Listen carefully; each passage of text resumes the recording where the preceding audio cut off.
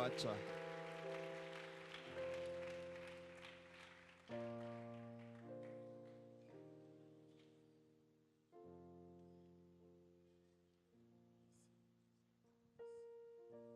Bonjour. Je voudrais essayer de parler français. Hein? Parce que c'est une joie pour moi de connaître français. Les jours où je vais parler tous les français, je pense que je vais manger les gros taureaux.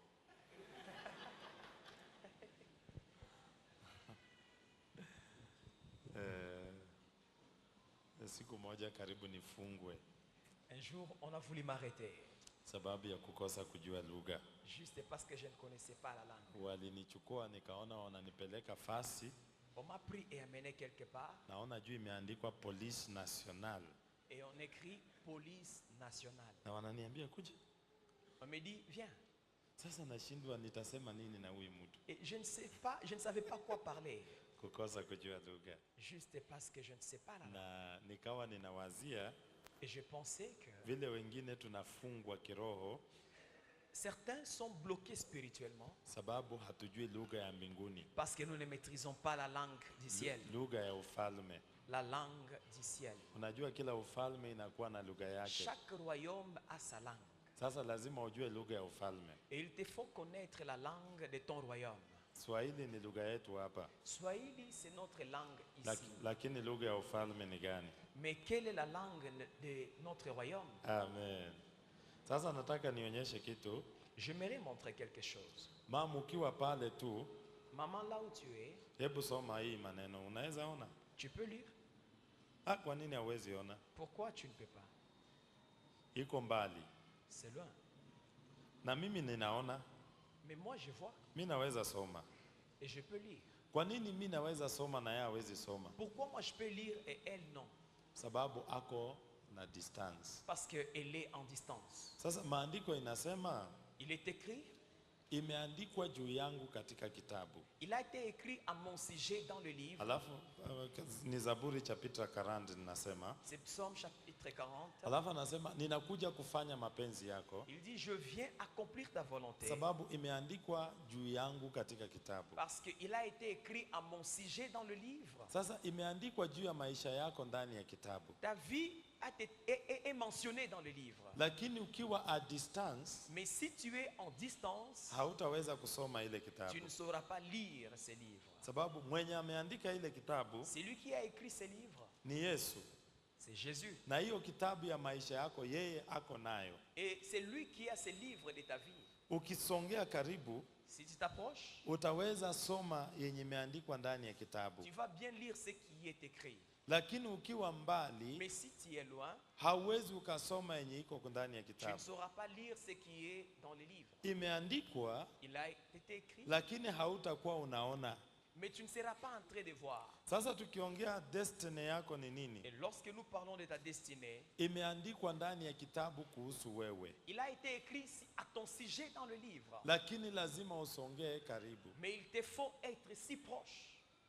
Kwa ibada ya kwanza, au premier culte, nilionyesha habari ya mwangaza. Je parlais de la lumière. Wakati huko mwangaza iko karibu, lorsque la lumière est si proche de toi, unaweza soma kwa haraka. Lorsque tu peux lire facilement. Sababu hata kama imeandikwa, même s'il est écrit, na nisongee karibu, et que je m'approche, na nikose kukuwa na mwangaza ya kutosha, sans que je n'ai une lumière suffisante, sitaweza kusoma. Je ne saurais pas lire. Sababu hakuna mwangaza. Parce qu'il n'y a pas la lumière. Sasa nataka uone haya mambo mawili. Je veux que nous voyons ces deux choses. Ya kuwa lazima kuwe na mwangaza. Premièrement, il faut qu'il y ait la lumière. Mwangaza ya kutosha. Une lumière suffisante. Ndio uweze kuona vizuri. Pour que tu voyes bien. Lakini hata kukiwa na mwangaza, et même si il y a la lumière, na ukue mbali, et que tu sois éloigné, labda unahitaji lineti ya nguvu sana. Peut-être que tu as besoin de lunettes fortes. Na lineti haitakusaidia kuona vizuri. Le verre ne t'aideront pas à bien voir. Sababu uko mbali. Parce que tu es loin. Alafu watu wengine, certaines personnes, wanakuwa karibu, sont si proches, na wamevaa lineti, mais ils portent des lunettes, Mimi macho yangu ni mzuri, sivaangi lineti. Moi, mes yeux n'ont pas de problème. Je ne Sasa porte pas des ukinipatia lunettes. lineti nijaribu kusoma hii, Si tu me fais des lunettes pour lire ceci, nitashindwa. je ne saurais pas. Nitasoma vitu vingine yenye haiko hapa. Je vais lire ce qui n'est pas écrit. Alafu siku ingine nakumbuka Je me rappelle un jour, kijana yangu alikuwa mdogo, mon enfant était si jeune. alikuwa kama miaka 3, Il avait 3 ans. na kila jioni tulisoma Biblia Et chaque soir, nous lisions la Bible kwa avec lui. nyumba. Sasa msichana yeye alikuwa anajua kusoma, La jeune fille, elle, savait lire. lakini kijana hakujua kusoma. Mais les garçons ne savaient pas lire. Lakini kila wakati alitaka asome. Mais toutes les fois, il désirait lire. Sasa ningempatia Biblia, Et je lui faisais la Bible. kwanza anaishika hivi, D'abord, il renversait les Écritures. alafu anaanza kusoma. Et puis, il commence à lire. Sema alafu jana dadi akanichapa kiboko. Hier, papa m'a giflé. Nini alikuwa anasoma? Qu'est-ce qu'il lisait? Alikuwa anasoma kutumia lineti ya experience. Il lisait utilisant le lunette qui s'appelle expérience. Sasa wakati mwingine sisi tunasoma maandiko Quelquefois, nous lisons les Écritures. ama volonte ya Mungu Nous lisons la volonté de Dieu kutumia lineti ya experience ya maisha. tout en utilisant, en nous focalisant sur le lunette de l'expérience vitale. Na waza ni hapa nilitumia hii mfano. C'est ici où je vais utiliser cet exemple. Ilikuwa mkutano ya wamama. C'était une assemblée de femmes. Alafu mchungaji akasema Et le pasteur dit kila mama atumie mume wake ujumbe que chaque maman envoie un SMS à son ya mari kusema ninakupenda mume wangu. disant je t'aime mon amour. Alafu tungoje response. Et puis attendons la réponse. Response zilikuja. Il y a eu des réponses qui sont tombées dans le téléphone. Mmoja aliuliza, "Sasa nini unataka tena?" Et l'un dit mais qu'est-ce que tu fais encore? Mwingine akauliza, "Nini umekunywa asubuhi?" L'autre dit qu'est-ce que tu as bu ce matin? Sababu wanasoma hiyo message na nini? Parce qu'ils lisent ces messages avec quoi? Na experience. Avec l'expérience. Experience inaweza kuzuia usiendelee. L'expérience peut t'empêcher à avancer. Kwa Kiingereza usema once bitten twice shy. Umepigwa mara moja unaogopa mara mbili. En anglais, ça se dit ceci, tu as été frappé pour une fois, maintenant tu as peur de la seconde fois. Sababu ya experience. Juste à cause de l'expérience. Kuna mtu ukiambia leo enda uombe ufunge, Pour certaines personnes, on peut leur demander d'aller jeûner et prier. atakwambia we wachana hiyo, mimi sijaitwa. Il va te dire arrête ces histoires, je suis pas Sababu encore appelé. alijaribu Ton père a essayé, akashindwa. il a échoué. Sasa anasema impossible na mimi.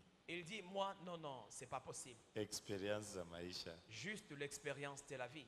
Sababu gani? Pourquoi? Sababu imeandikwa juu yako. Parce qu'il a été écrit à ton sujet. Sasa utaonaje clairement nini imeandikwa? Comment vas-tu clairement vu ce qui est écrit à ton Ndio sujet uweze kuendelea mbele. pour que tu puisses avancer, Ndio uweze kutoka fasi yenye uko. pour que tu quittes la stagnation? Mambo mawili ya muhimu. Il y a deux éléments fondamentaux. Lazima ujitoe ile mavazi uko nayo. Premièrement, enlève le vêtement que tu as. Ile mavazi ya experience. Le vêtement de l'expérience. Sababu angalia Daudi David, anaenda vita, anataka kupigana na Goliath. il s'apprête pour affronter Goliath. Sauli anampatia mavazi yake. Saül lui confère ses vêtements royaux.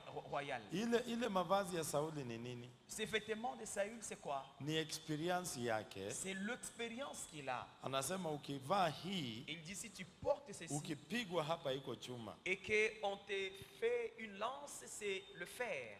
Ça ne va Daudi pas anasema entrer. hiyo ni yako. Et David dit ça c'est à toi. Wacha mimi nikuje kwa simplicity vile ninamjua Mungu. Laisse-moi venir avec la simplicité de la manière dont je connais Dieu.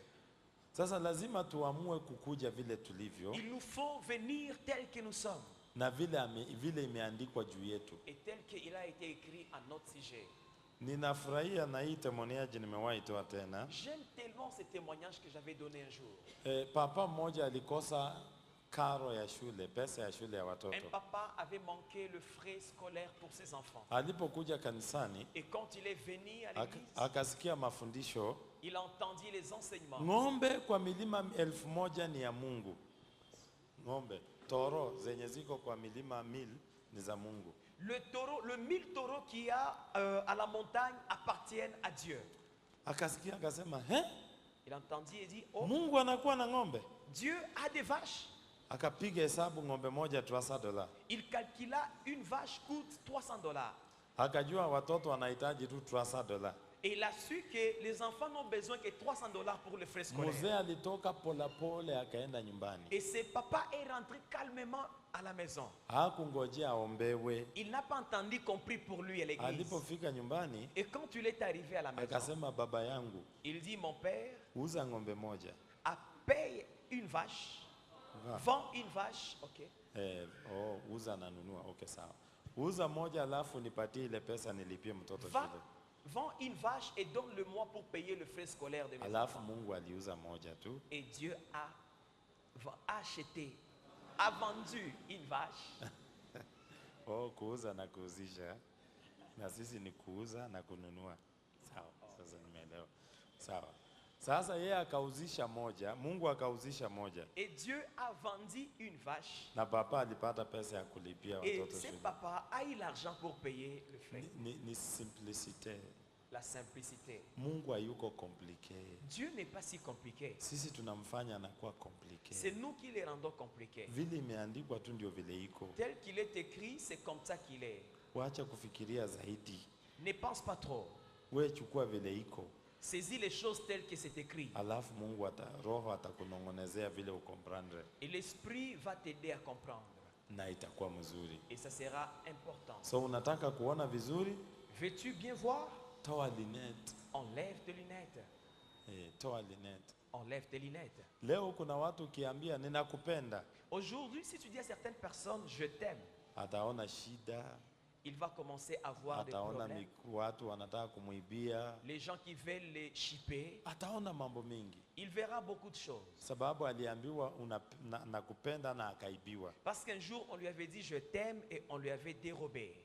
Sasa ile lunette yake ni ile experience. Le lunette qu'il porte, c'est cette expérience-là. Lakini tukitoa experience, Si nous enlevons l'expérience tukajaa mwangaza, et que nous soyons remplis de la lumière alafu tukasongea karibu, et que nous nous approchons, tutaweza kusoma nous allons lire na tutaweza kujua et nous allons connaître. nini imeandikwa kwa hii kitabu Qu'est-ce qui est écrit dans ces livres juu ya maisha yako. au sujet de ta vie? Mtu mwingine aliniuliza, nisaidie nipatie profesia ya maisha yangu. Un homme m'a dit un jour, aide-moi, donne-moi la prophétie de ma vie. Nikasema ufike Je lui ai dit, viens, jioni. viens le soir. Nikatafuta Biblia mpya, Et je cherchais une nouvelle Bible. nikamwambia ndio hii profesia. Et je lui ai dit, c'est ça la prophétie de ta Enda vie. utafuta hapa ndani, imeandikwa. Va scripter et tu trouveras, il est écrit. Imeandikwa wapi pastor? Où est-ce que c'est écrit, pasteur? Nikamwambia ukianzia kitabu cha Mwanzo, Je lui ai dit, si tu commences en Genèse, ava ufike Apocalypse utakuwa avant umepata. d'arriver en Apocalypse, tu trouveras ta part. Enda utafute. Va chercher. Sababu sitaki unifanye nikuwe muongo. Parce que je ne vais pas être menteur. Mimi nataka nikonfirme ile unajua. Je vais confirmer ce que tu sais. Hapana mimi nikupatie direction ile. Et non pas moi tracer une nouvelle direction. Mwangaza. La lumière. Ni muhimu kusongea karibu. Il est important de s'approcher. Sasa sikuwa nataka kusema hiyo maneno. Je ne voulais pas beaucoup parler de ces choses. Lakini nimejipata nimesema. Mais enfin, j'en ai parlé. Natumaini imekusaidia. Je pense que ça va t'aider. Hivi imenisaidia. Parce que ça m'a aidé. Sasa kama tutavunja stagnation, Et si nous voulons briser la stagnation, nini tunahitaji tufanye? qu'est-ce qu'il nous faut réaliser? Ya kwanza tuwe na njaa na kiu. Premièrement, il faut avoir faim et soif.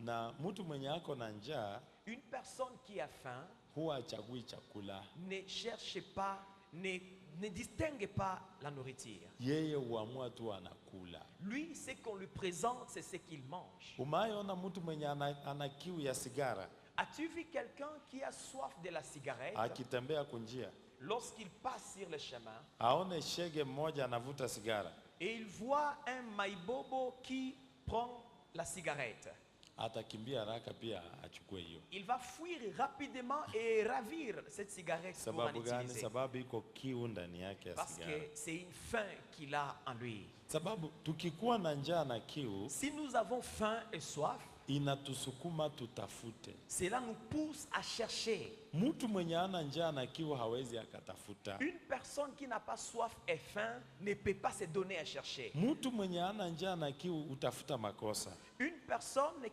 qui n'a pas faim et soif ne cherche que les erreurs. Imagine mama umepika chakula jioni mzuri. Le soir, maman, tu as bien préparé ton menu. Alafu papa anakuja, Et papa arrive. anaweka ndani kidole hivi. Il met dedans son doigt. Sema hii ulipikia nani? Il dit, ça tu as préparé à qui? Utasikia namna gani? Comment tu vas te sentir? Hautasikia tena umpikie. Tu n'auras pas le courage de le faire prochainement. Utakuwa unamwambia na ukule huko penye ulitoka Et tu lui basi. diras, et retourne manger là où tu étais. Sababu mimi sijui kupika. Parce que je ne sais pas préparer. Sababu hii mtu hakukuwa na njaa. Cet homme n'avait pas faim. Niliona watu wengine wakiwa na njaa J'ai vu d'autres personnes quand ils avaient faim. na kwetu si upika ugali naiva sana. Et chez nous, quand tu prépares le foufou, ça ne devient pas si dur. Inakuwa ngumu na inaiva sana. Ça devient dur. Sasa huyu mzee alikuwa na njaa. Alors cet homme avait faim. Ugali ilikuwa haijaiva. Et le foufou n'était pas bien dur et cuit. Alikula yote haraka haraka. Et il a tout mangé. Alafu namwambia hiyo ugali haikuwa imeiva. Mais après, il dit, mais ce foufou n'était pas bien cuit.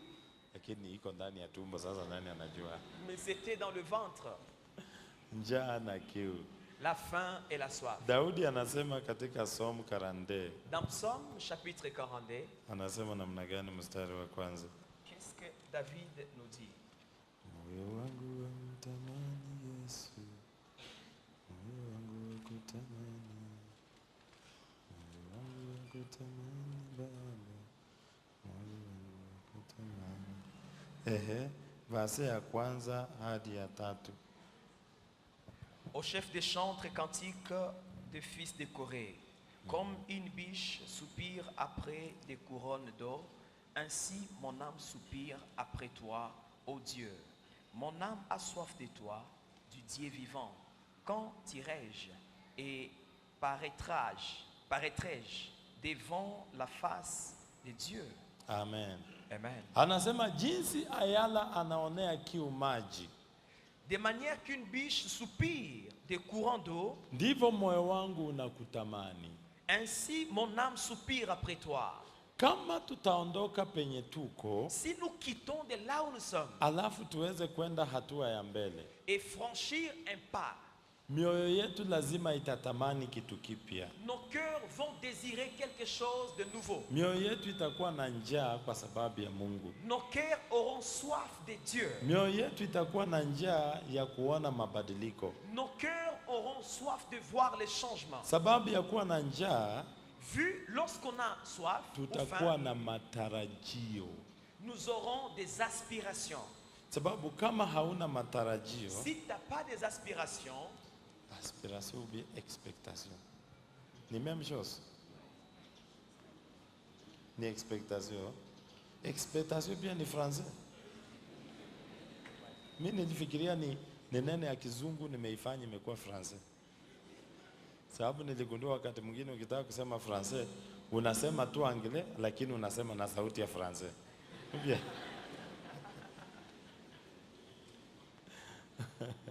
Sasa moyo wako lazima uwe na matarajio. il te faut avoir l'aspiration ou l'expectation. Sasa ukiwa na matarajio, Et lorsque tu en as, maandiko inasema il est écrit, matarajio ya mwenye haki les aspirations de l'homme juste, yeye ataijibu. lui, il les accomplit. Ndiposa mama akiwa mjamzito, Lorsqu'une maman est grosse, kwa Kiingereza tunasema expectant mother. en anglais nous disons une femme qui aspire à. Qui attend famille. Qui attend famille. Qui Pas aspire à une attend famille. la bébé. Elle attend la bébé. Le bébé. Le bébé. Ouais. Pas la bébé. Mais si c'est une fille, c'est la bébé.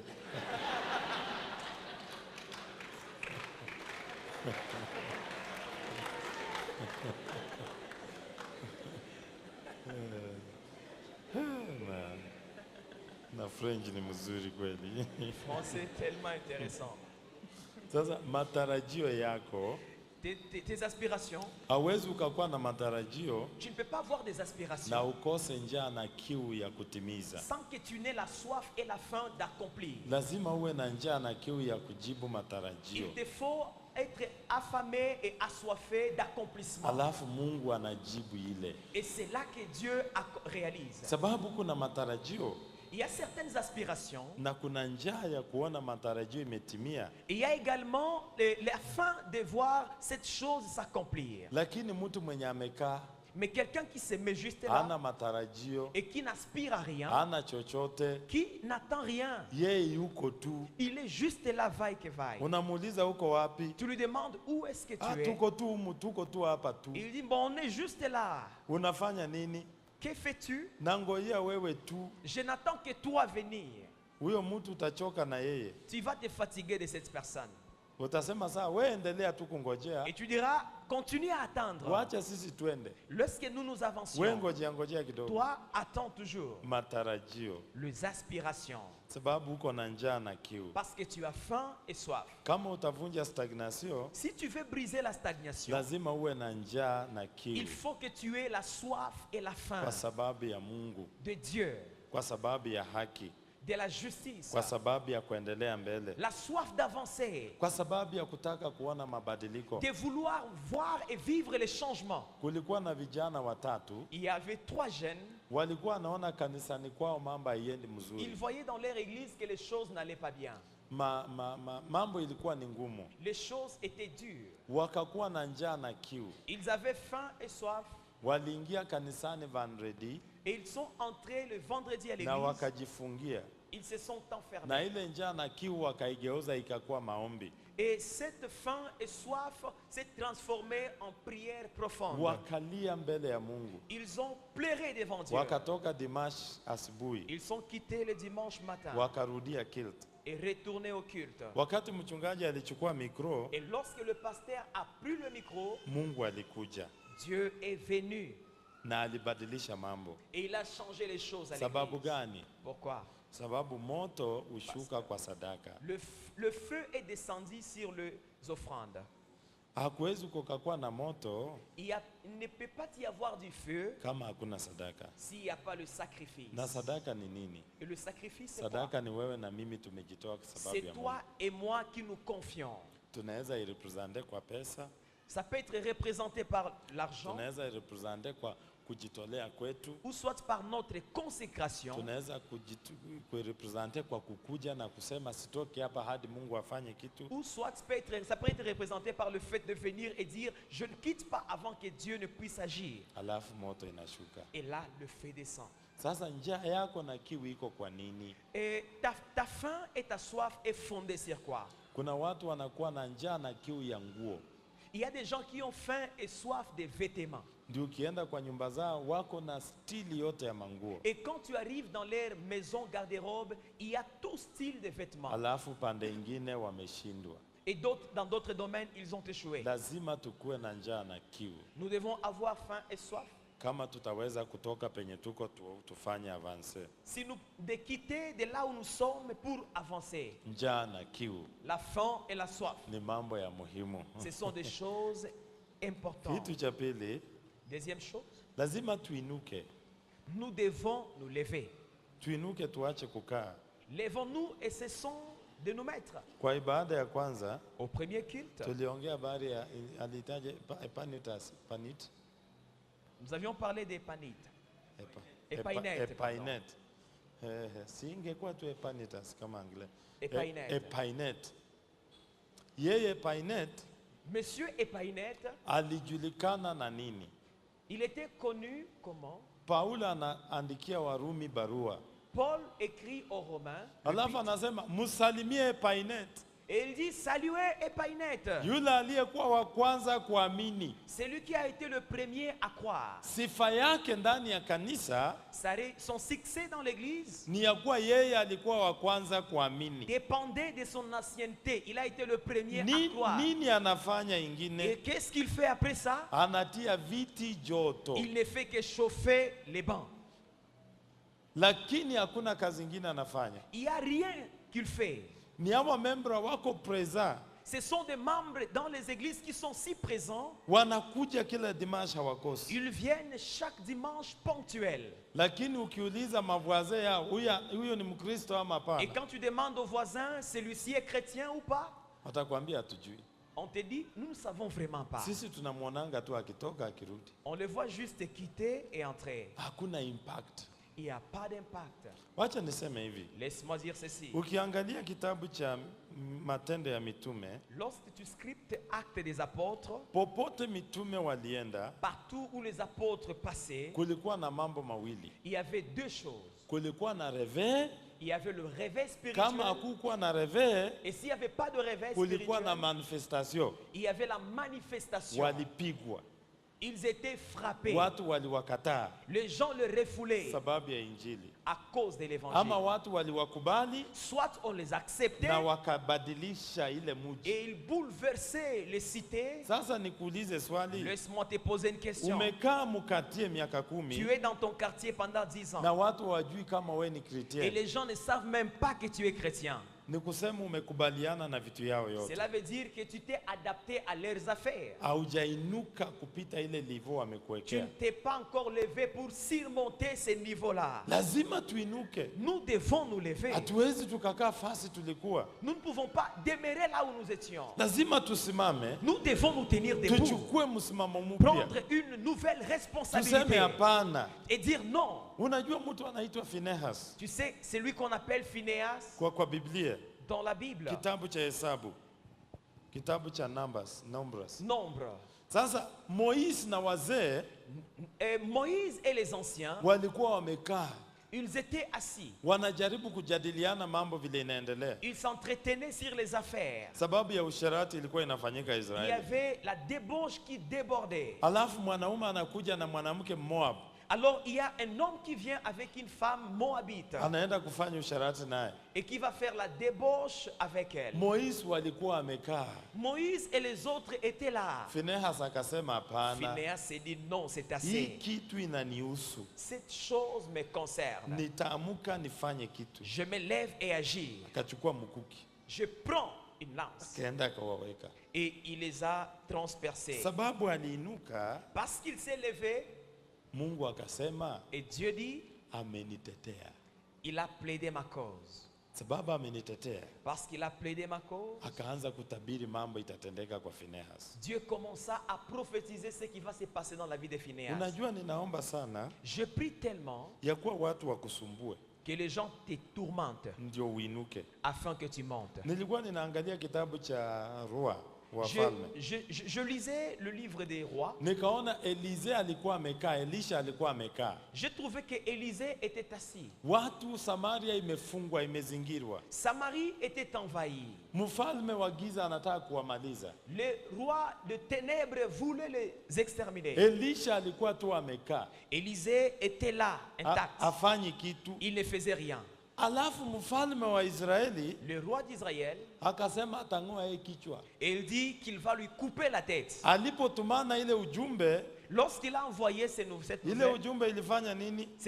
qu'est-ce qu'elle a fait? Elize aliamuka Ah, par cette nouvelle, Élisée s'est levé akaanza kutabiri. et il a commencé à prophétiser. Alafu nacheka sana, Francis nasema namna gani? Et que dit la version française? Ainsi parle l'Éternel. Hivyo wa majeshi anasema. Alafu nikaangalia ile Biblia, Et je vis cette Bible-là. sioni penye Mungu alikuja akaongelesha Elize asema. Je ne vis nulle part où Dieu a dit à Élisée de parler. Elize angesema hiyo maneno kitambo, mambo ingekwisha. Si Élisée pouvait déclarer ces choses si tôt, il ne pouvait pas y avoir de problème. Alihitaji ambiwe utakatwa Il shingo, a fallu qu'on lui dise qu'on va te couper la tête parce que ça ne ndio marche pas. amuke aseme. Pour qu'il se réveille et déclare. Ninaomba wakusumbue Je kidogo, prie Dieu qu'on te tourmente aussi. ndio uamuke useme, Afin que tu te lèves et utoke ndani déclares. ya hiyo kufungwa. Que tu quittes dans ces blocages. Ukisikia mtu anaambiwa Si tu entends qu'on dit à quelqu'un, tutakufuta kazi, nous allons te chasser du travail. ndio unaona sasa anaamuka, C'est là tu vois qu'il se réveille. anakimbia kwa pasta, Il court auprès du pasteur. anakimbia kufunga, Il kuomba, commence à prier, gêner. anajaribu kujua mkubwa, Il essaye de connaître le chef. anajaribu kufikiria eske nimewahi jenga nyumba kwangu ama hapana, Il commence à penser, est-ce que j'ai déjà investi? sababu ametishwa. Parce qu'on l'a challengé. Sasa kutishwa si mbaya, Être challengé n'est pas mauvais. inatusaidia kuamka. Ça nous booste pour nous réveiller. Si wewe utishwe leo, Que tu sois éprouvé aujourd'hui, hein, mtu akuja akutishe kidogo. que quelqu'un te bouge un peu, te secoue. Ukishatishwa Quand on te booste, utaamka. tu vas te réveiller. Mama ukitishwa, Maman, si on te choque, bwana yako hii tutachukua, bwana yako tutamchukua, nous allons prendre ton mari. ndio mama anaamuka. C'est là que tu te réveilles. Ni chakula simpikiangi vizuri, Je ne prépare pas bien pour lui. nini itafanya nitoroke? Qu'est-ce que je peux faire? Ama ni mimi navaanga vibaya, J'agis mal. nitafanya namna gani? Que puis-je faire? Anaamuka kwa usingizi. Elle se réveille du sommeil. Eliza aliamuka kwa usingizi. Élisée s'est réveillée du sommeil. Mfalme aliposema kichwa tutakata, Et quand le roi a dit que ta tête sera coupée, so inafaa uamuke. il te faut te réveiller. Lakini ukikataa kuamuka na kuinuka, Si tu refuses de te réveiller et te lever, ninaomba Mungu akutishe. je prie que Dieu te choque. Wakikutisha hauna mwai ingine, utaamuka. Si on te choque, tu n'auras pas de choix. Tu vas te réveiller. Hamujaiona mtu anaambiwa tutakupiga, N'as-tu jamais vu à quelqu'un à qui on dit je vais te frapper? ukiambiwa utapigwa Et quand on te dit je vais te frapper, na unaona ni watu wine wamesimama, et tu vois 4 personnes debout, mtu atasimama hapo, tu vas rester là debout. mtu anza kuangalia njia rahisi, Tu vas commencer à chercher le chemin raccourci pour fuir. Unasahau kama we ni mzito kama mimi. Tu oublies que tu es lourd comme moi. Unakimbia vizuri. Tu cours bien. Sababu gani? Umetishwa. Si on te choque, tu peux bien courir. Sasa ukitaka kuvunja stagnation, Si tu veux briser la stagnation, lazima uinuke. il est important que tu te Kwa nini lèves. watu wanaogopa kuinuka? Pourquoi nombreux ont peur de se lever? Sababu ya uoga, À cause de la peur. sababu wanaogopa aibu, Tu as peur de l'humiliation. sababu wanaogopa kushindwa, Tu as peur de l'échec. wanaogopa kushindwa. Peur de l'échec. Napenda evangelisti mmoja J'aime beaucoup un évangéliste. alienda crusade, kumeita crusade hii Il est mkutano, allé dans une croisade. akahubiri akaita watu kwa Yesu, Il a prêché et invité les gens à croire en Jésus. akasema wagonjwa wote waletwe, Il dit que tous les malades viennent. na waliletwa. Et ils ont été amenés. Ndugu aliona stili ya magonjwa ile, Cet homme, lorsqu'il a vu le genre de maladie présent là, na unajua we mwenyewe ndio umesema waletwe, et alors que c'est toi-même qui as dit que ces malades viennent, utafanya nini? qu'est-ce que tu vas faire? Inabidi ujikaze. Il faut que tu te fortifies. Aliwachukua akawaingiza chini ya madhabahu, Il les a pris et les introduire sous le strade, le podium. lakini Mungu alimsaidia. Mais Dieu l'a aidé. Ils Ils ont été guéris. Ni vizuri kujaribu, Il faut essayer. ni vizuri kuinuka. Il faut t'élever. Ndugu mwingine kwetu Kenya Un autre homme chez nous au Kenya, akaenda kwa matanga, il est allé au deuil. akasema Yesu fufua maiti. Il dit Jésus ressuscite les morts. Wale watu wakasikia, Et les gens ont entendu. na vijana wako pale wamevuta bangi. Et les jeunes qui fumaient la chambre étaient là. Wakasema ni kweli. Ils ont dit c'est vrai. Ndugu anafikiria anasema tu kawaida Et imeandikwa. le bien-aimé pensait qu'il parle juste parce qu'il est écrit. Akasema ni kweli. Il a dit oui, c'est vrai ça. Akaona amezungukwa, Et on l'a entouré. maiti imeletwa. Et on amène le cadavre. Wakamwambia fufua. Et on dit ressuscite-les. Na wote wameshika mawe. Et tous avaient des pierres à la main. Utafanya nini? Qu'est-ce que tu vas faire? Zala Nambangu. Lakini napenda ule evangeliste. J'aime beaucoup cet évangéliste. Alianza kuombea maiti. Il a commencé à prier pour les cadavres. Lisaa la kwanza hakuna kitu. 1 heure. Lisaa Rien. la pili hakuna kitu. 2 heures, pas de mouvement. Lisaa la tatu hakuna kitu. 3 heures, pas de mouvement. Wale wa ndugu wamengojea, Ces gens étaient patients. wanasema hapa hatubanduki, hatutoki hapa. Ils ont dit, nous ne bougeons pas d'ici. Usipofufua Si tu ne le ressuscites na pas, wewe pia utakuwa kama hii et maiti. toi, tu seras comme lui. Baada ya muda Après un bon moment, evangelista akachoka, l'évangéliste était fatigué. ametoka jasho, Il a sué. ni mambo hakuwa amepanga, Il ne planifiait pas cette hadi opération. akatoa shati, Jusqu'à ce qu'il enleva même la chemise. lakini maiti ilifufuka, Et ce cadavre est watu ressuscité. waliokoka. Et les gens ont cru en Jésus. Sasa ni sisi tunaongopa tu kujaribu. C'est nous qui avons peur d'essayer. Tujaribu, Essayons. iko risk ndio, C'est un risque, oui, lakini tujaribu. mais essayons. Unaogopa kuanzisha biashara utapoteza Pourquoi pesa. as-tu peur de commencer les affaires parce que tu crains de perdre ton argent? We jaribu tu, ikipotea ni sawa. Essaye, même si ça se perd, c'est pas grave. Utakuwa ni kama wale watu waliwahi jaribu. Tu seras parmi ceux-là qui ont pu essayer. Siku ingine nilikuwa kukaa moja, Un jour, j'étais dans un camp alafu nikasema acha nifunge siku 3 niombe nifunge chakula. et là, je dis, je vais jeûner pendant 3 jours secs. Na kulikuwa na rafiki yangu mmoja. Il y avait un ami à moi.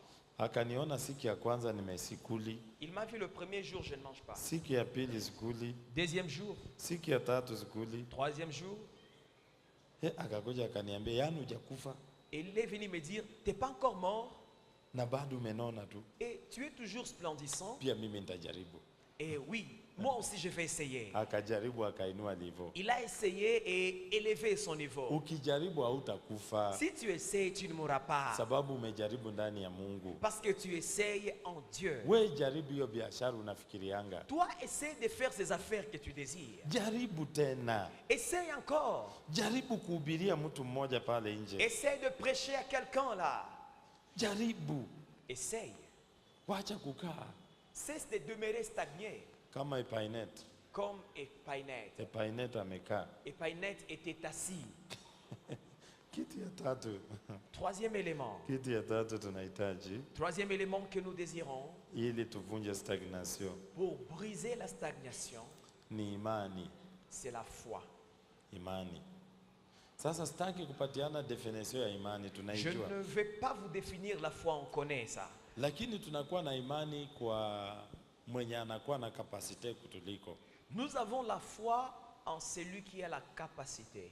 Mungu wetu anakuwa fidel Notre Dieu est fidèle na yeye anakuwa na kapasite ya kufanya vitu yote alisema atafanya. et il a la capacité de faire tout ce qu'il dit qu'il va faire. Sasa kama niko na imani kwake, Et si tu as foi en lui, nitajua anaweza fanya. je saurai qu'il peut, il est capable de Kwa faire. hivyo nitakaa ni kama tayari amefanya. Et je vais rester comme si il l'a déjà fait. Siku moja Un jour, tulikuwa tunatafuta mtoto na mke wangu. nous désirions avoir un enfant Sasa avec ma femme. tukajaribu mtoto, tukawa hatuna mtoto. Nous le cherchions et il ne venait pas. Nikaona siku ingine mama ameenda sokoni, Et je vis un jour, ma femme allait au marché akarudi na nguo za watoto. et il est rentré avec des layettes. Anaanza kunionyesha, hii unapenda, Et il commence à me montrer, tu aimes ça? hii unapenda, Ça te va? akizaliwa tutavalisha hii. S'il est né, on va lui faire porter ceci. Nikamuuliza, iko mimba? Je lui ai dit, tu es enceinte? Akasema Elle dit, non, non, lakini najua tu nitapata. mais je crois que j'en aurai.